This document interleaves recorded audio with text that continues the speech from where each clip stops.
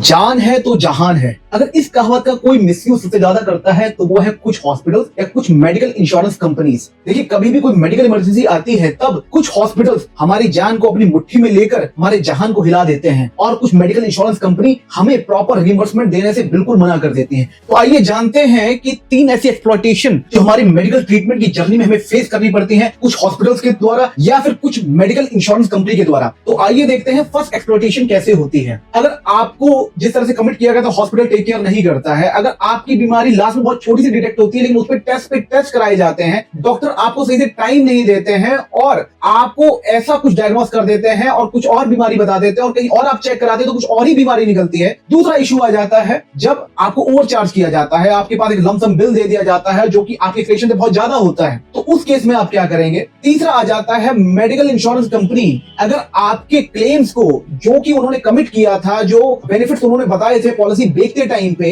अगर वो आपको देने से मना कर देती है तब आप क्या करेंगे। तो अब जानते हैं इन एक्सप्लॉयटेशन के अगेंस्ट हमें कैसे करेक्ट लीगल रेमेडीज मिले। देखिए, जब भी मेरे पास कोई मेरा क्लाइंट आता है तो मैं उसको बस एक बात बोलता हूं कि आपके केस की सबसे बड़ी जो पावर है वो है आपके एविडेंस। तो आपको यहां पर भी एविडेंस कलेक्ट करने होंगे। फॉर एग्जांपल, पहला आ जाता है मेडिकल नेग्लिजेंस। तो ये क्या है? Actually it is a very serious issue. इसमें हमें एस्टैब्लिश करना होता है कि ड्यूटी ऑफ केयर ब्रीच किया है हॉस्पिटल और डॉक्टर्स ने। अगर आप डिससेटिस्फाइड होते हैं हॉस्पिटल के ट्रीटमेंट से तो जब भी आप डिस्चार्ज होते हैं आपको डिस्चार्ज समरी और पेमेंट रिसिप्ट ये सब तो मिलते ही है, पर आप इंसिस्ट करें कि आपको कॉम्प्रिहेंसिव आपके मेडिकल रिकॉर्ड्स मिले, आपको नर्सिंग चार्ट्स मिले, डॉक्टर नोट्स मिले, आपको ओटी रिपोर्ट्स मिले, आपको सारे डायग्नोसिस की रिपोर्ट मिले और आपको पता है आपका इलाज अगर सही से नहीं हुआ है तो इन सारे मेडिकल रिकॉर्ड्स को एक दूसरे बाहर के डॉक्टर्स को दिखाइए, एक एक्सपर्ट डॉक्टर को दिखाइए और वहां से अगर ये एस्टैब्लिश हो जाता है कि आपके इलाज में ग्रॉस नेग्लिजेंस हुआ है तो आपका बहुत अच्छा चांस बन जाता है अच्छा क्लेम लेने का। अगर किसी डॉक्टर की नेग्लिजेंस की वजह से आपको कोई इंजरी हुई है, कोई फिजिकल हार्म हुआ है, तो उसकी फोटो लीजिए, उसकी मेडिकल रिपोर्ट भी रेडी रखिए क्योंकि वो भी आपके बहुत काम आने वाली है। अब दूसरा इशू है कि अगर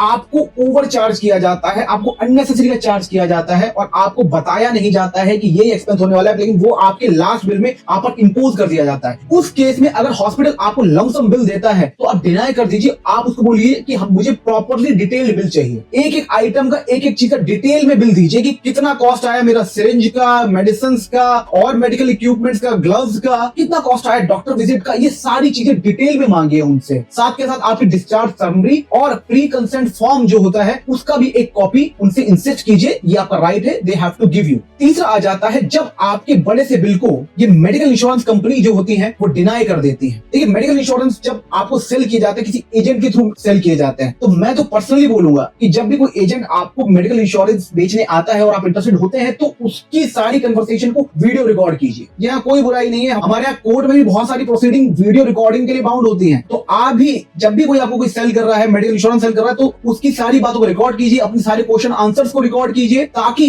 अगर कभी आपको फ्यूचर में कोई वैलिड बताया हुआ बेनिफिट डिनाई करती है इंश्योरेंस कंपनी तो आप ये वीडियो के थ्रू कोर्ट में भी जा सकते हैं कि ये मुझे बेचते टाइम एश्योर किया गया था लेकिन बाद में मुझे डिनाई किया गया है। अब अगर आपने ये सारे एविडेंस को कलेक्ट करके रखा है अच्छे से, अब आपको किस फॉरम में जाना है। देखिए, अगर हॉस्पिटल से रिलेटेड कोई भी एक्सप्लॉयटेशन हुई है उसकी लीगल रेमेडी मिल जाती है आपको कंज्यूमर प्रोटेक्शन एक्ट में। आपको कंज्यूमर रिड्रेसल फॉरम जाना होता है। क्लेम के अकॉर्डिंग डिस्ट्रिक्ट लेवल पे या स्टेट लेवल पर या नेशनल लेवल पर आपको अलग अलग कंज्यूमर फॉरम मिलते हैं। तो क्लेम के अकॉर्डिंग डिसाइड होता है आपको किस कंज्यूमर फॉरम में जाना है। अगर आपके वैलिड इंश्योरेंस क्लेम को डिनाई किया गया है तो आपको फर्स्ट क्लेम करना चाहिए इंश्योरेंस ऑम्बड्समैन में, जिसमें बहुत जल्दी आपको रिजल्ट मिलते हैं। अगर आपको लगता है आपको वहां से करेक्ट रिलीफ नहीं मिला है तो फिर आपको कंज्यूमर कोर्ट में आना होता है। कंज्यूमर कोर्ट में जो प्रोसीडिंग्स होती हैं वो और किसी से मच फास्टर होती हैं। तो ये मत सोचिए कि मैं केस डाल के बहुत लंबे टाइम तक फंस जाऊंगा। इसमें जो आउटकम आता है वो और केसेस से ज्यादा फास्ट आता है और इन केस डैमेजेस बहुत सीरियस हैं और ग्रॉस नेग्लिजेंस एस्टैब्लिश हो चुकी है और आपको लगता है कि आपको एक्चुअल में कंपनसेट नहीं किया जाता, तब सिविल रेमेडी और क्रिमिनल रेमेडी को भी आप अवेल कर सकते हैं अपने डैमेजेस को रिकवर करने के लिए। तो थैंक यू फ्रेंड्स। अगर आप चाहते हैं खुद को या अपने चाहने वालों को